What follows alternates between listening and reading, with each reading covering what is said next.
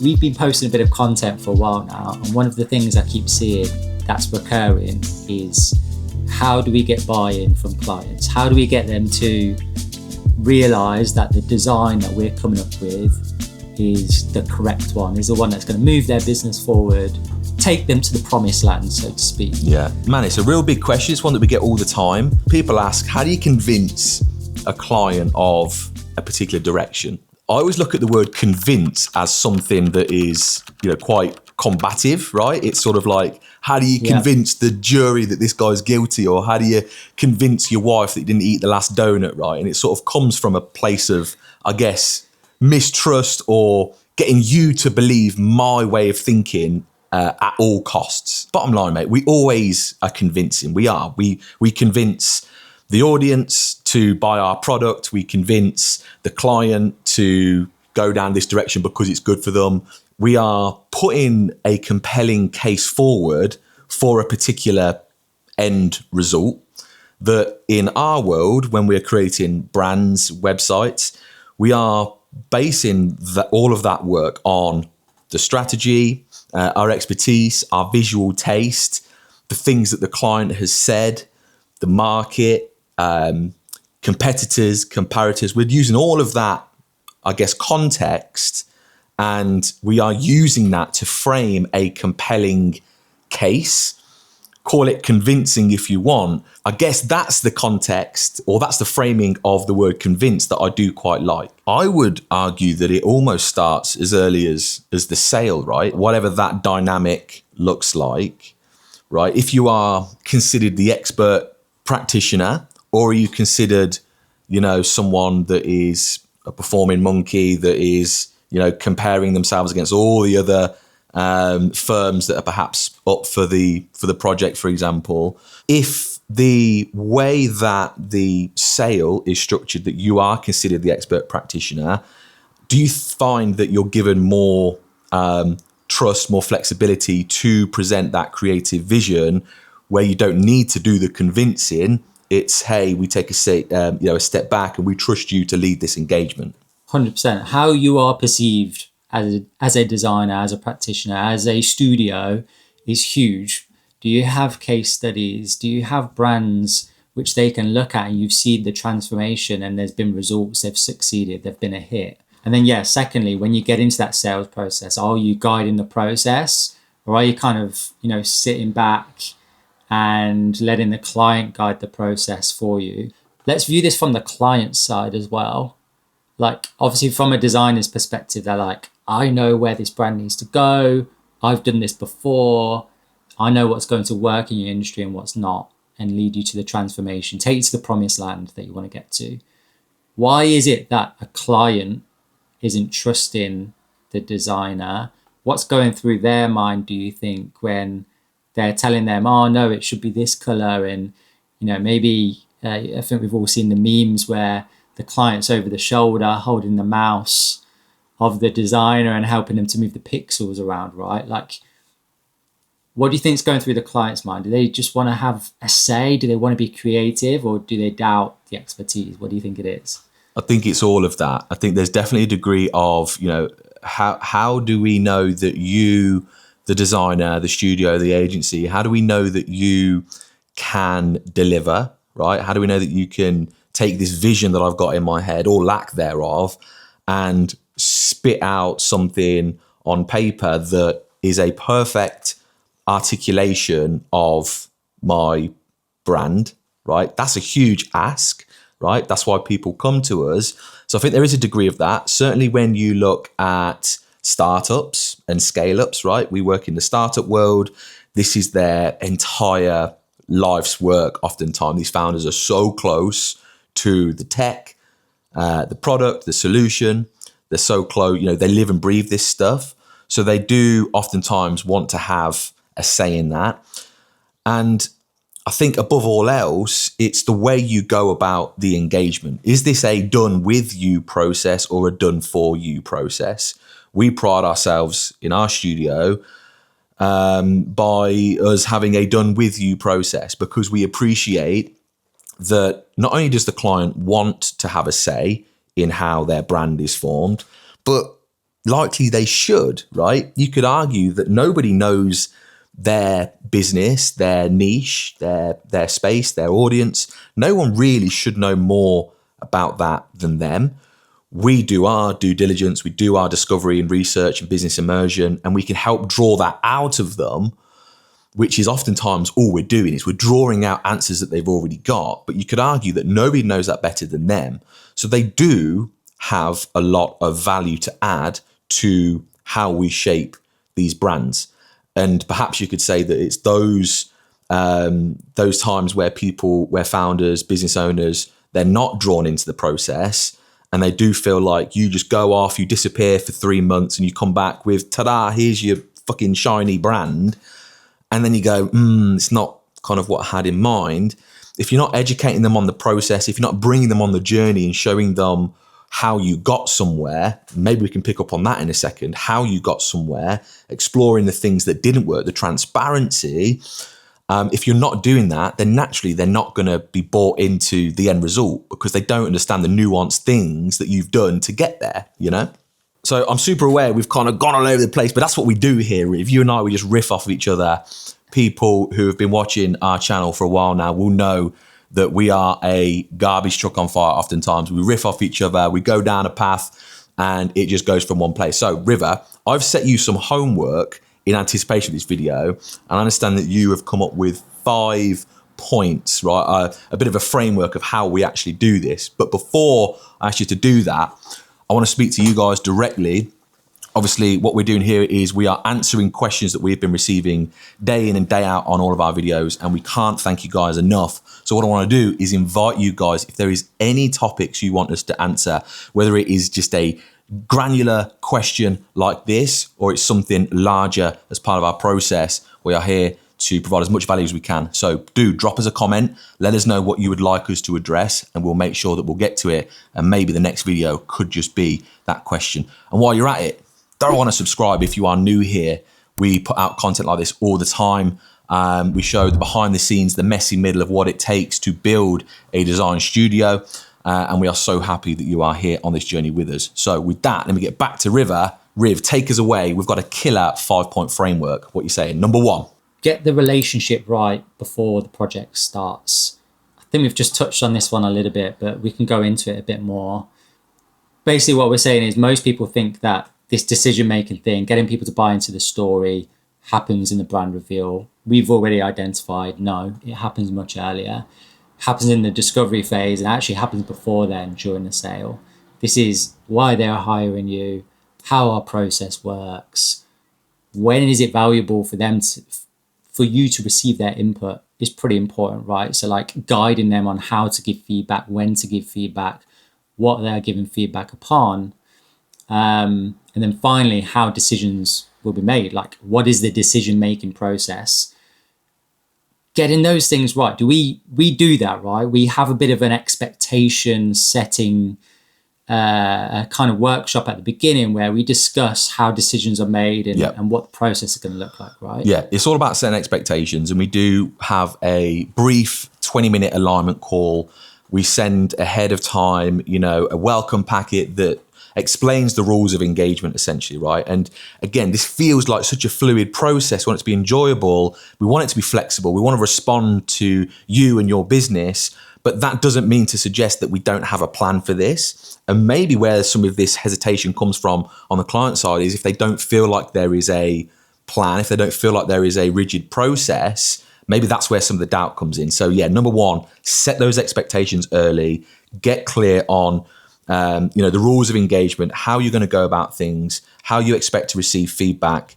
And that really goes a long way at letting those people go. If they're not already bought into it at this point already, having signed up to do a project with you, they definitely will now. And they'll go, shit, these guys know what they're doing. I'm here. I'm along for the journey. I can't wait to see where they guide me. Step 2 then, building shared context. This is very much about that extraction of information. This is what we call business immersion, right? It's where we get in, we have a workshop with the stakeholders, we're getting a lay of the land, and this is when we really want their input. We're getting some wider context here on what are their business goals, what do they want out of this project, why are they doing this? What is their current positioning? How do they want to be perceived? This is all about context gathering. Whenever there's disagreements or misalignments, or even the client can't decide internally, you go, all right, time out. Let's revisit the strategy. Let's see, does this design decision, would it solve the pain or the desire for this persona or that persona? If it's a yes, it's a pretty easy yes. And if it's a no, then that's where you need to ask yourself, okay, do we not do this? Do we not explore that path? Or, do we need to sort of revisit the strat a little bit because new things have come to light, thinking things a bit of a different way, and now I've got a different perspective, and maybe now we need to just do a little bit of realignment. So again, it's building this with them, because those are the types of things that they do happen. And if you're not there and you don't give them the freedom to say, time out, let's have a chat and figure out what the reality is, then again, it's doing work that might not be meeting the strategy in the first place.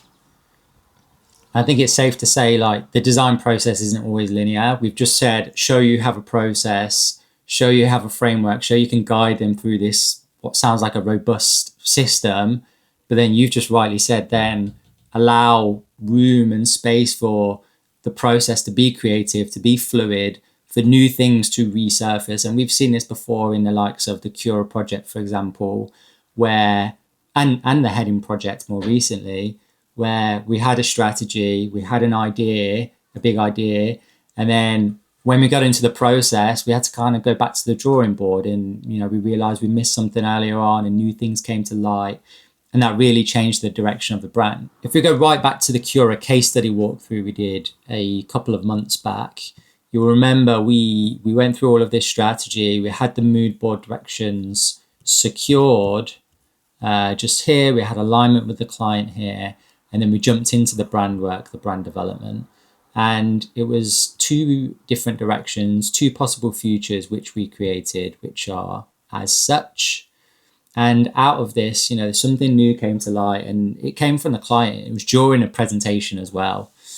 And after we presented the 2 directions, they were talking around how, the 2 directions that we put forwards here feel quite heavy. The visual language, the motifs, the textures and the rocks coming in felt pretty heavy. And actually that is what the cement industry is like. That's what incumbents are like. That's what heritage is like in there. The people that have been operating in the space have come across as heavy. We're actually doing something quite the opposite of that. We're actually removing something from the process. We're removing carbon. In that meeting when we were presenting this was actually, we want to communicate that we're quite light. So that actually, sparked something in us. We were like, they are correct. The client is right. Whilst the strategy was fine, the visual direction was fine, this core kind of nuance, which can only come out later in the process after they've seen some initial brand directions, we need to take that into account. So we went back to the drawing board and discussed, what does the future face of the cement industry look like if we are to look at it through the lens of it being light.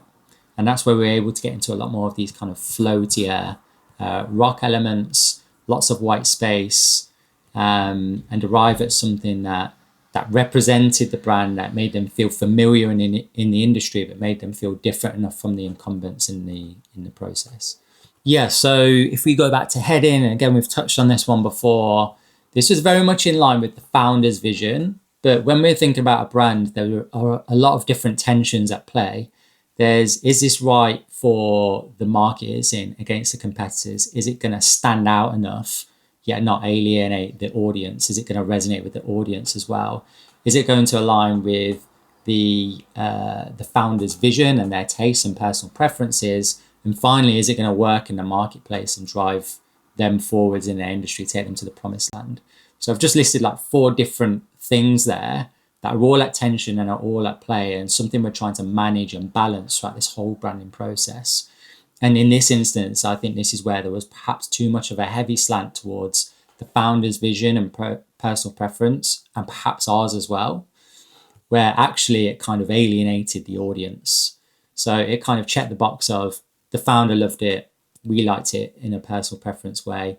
It stood out from the competition as well. However, it felt overly complex, pretty scary.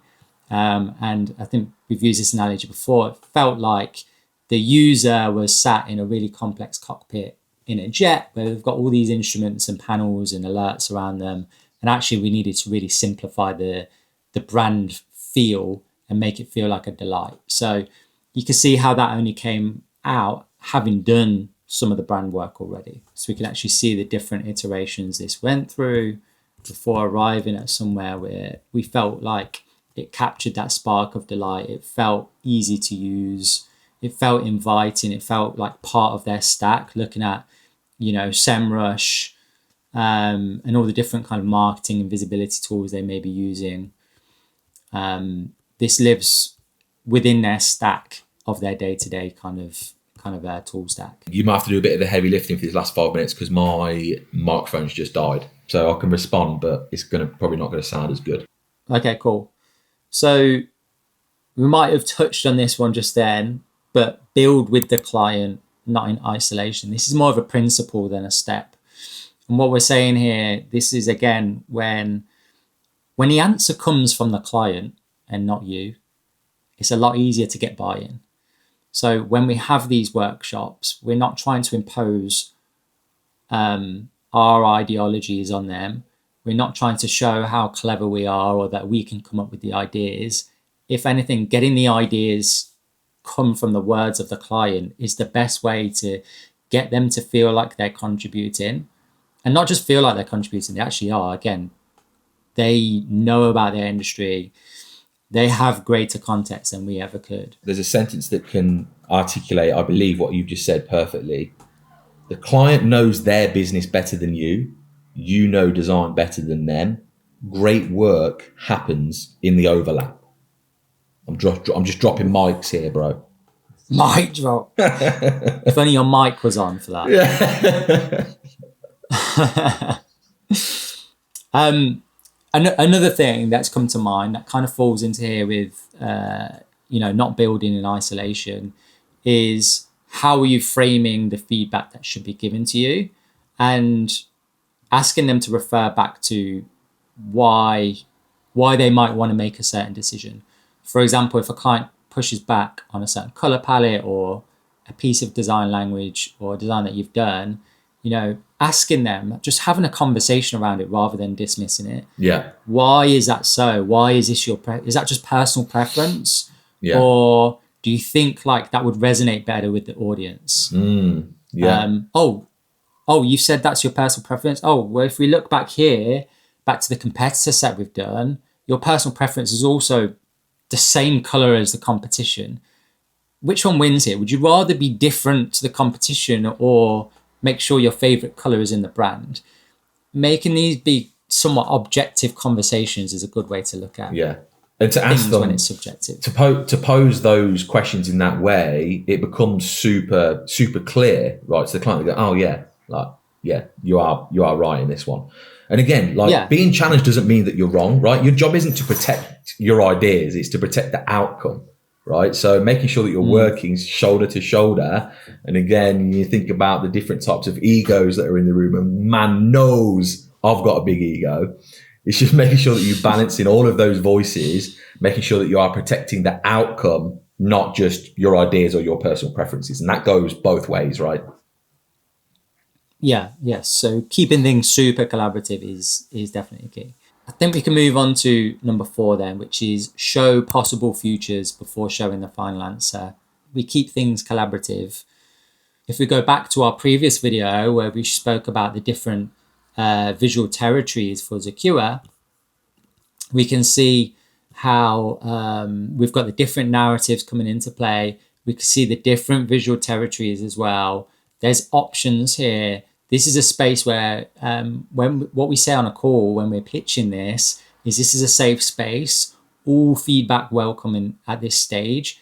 Things you love, equally things you hate. If there's something that isn't right here that whether it's personal preference or whether it's for the market, against the competitors, or for your target audience as well, we want to know that now, not later.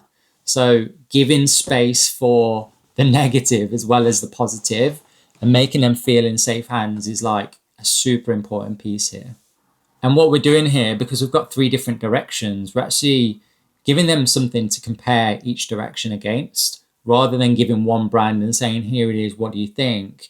They can now see 3 different versions, and whether they're drawing inspiration from all 3 to arrive at a final, or they are drawn to one direction and that is just the outright winner, they're able to have that context and judge them relative to one another. So looking at different options, different possible futures is a really good way to communicate to them what the brand could potentially look like, because there are a million different futures that it could take on. And just as a side note here, when we're presenting these possible futures, it is the context and the thinking behind them that gets presented first. And that's really important because it's how you frame the work that you're about to show. If we just show something really visual, again, it gets them to focus on the subjective nature of it, on the color, on the typography. And sure, we want that feedback. But what we really want here is like, hey, here's the thinking. Here's what we took from those early workshops. Here's what you said. So it's showing how their inputs go into the work that we then create or curate. And as a result of that, as a consequence of the strategy, here's what we're proposing. It's storytelling, really. You're storytelling how you got there and what the thinking was, and showing that this is built on substance and not just going away and creating something that looks pretty. And when we're presenting these different options, there are 3 core things that we're showing. The first is, what is the big idea? The second is, what is a creative translation? And then the third is the actual mood boards themselves, the visual side, the visual territories. The big idea is where it all starts. So if you want to learn more about that, make sure you click here. And we did a complete video on that just last week. So you can delve into that in a lot more detail. So the 5th point is present the reasoning, not just the result. So this is where we include things such as what we explored, what got rejected, what got left on the cutting room floor. It's the things that didn't make it, and talking about the journey. I think a lot about the design is just showing that diligence has been done. We've explored many different avenues. We're not just presenting the first thing that came to our minds. We've pressure tested things. So making sure that there's reasoning behind it, there's substance. This is built on the strategy. That's what we're looking for in this point. Finally, we can't always get buy-in. Like, this is conversations. This is humans. Not everyone is a match. You don't always get to work with the best clients, unfortunately, right? You got to kiss a few frogs, Riv. You got to kiss a few frogs, yeah. So we can't always get buy-in. Sometimes we need to make changes. Sometimes we need to make compromises. Sometimes it is based on personal preference, even though all the strategy is there and all the facts are there that go against it, right? But your job for that is just management. How can we limit the negative impact that might have? Is it a concession? Is it an important piece? Or if we change this color slightly or make the logo slightly bigger, is it really going to jeopardize their future?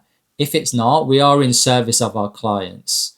So we kind of need to let them have a few wins here and there. As long as the important stuff, you are guiding them around and getting sign off on that. Remember, making the logo pop isn't always the right answer, mate. Make the logo pop. So on a final note, can you ever know that a brand direction is going to work? Absolutely not. No, you can't.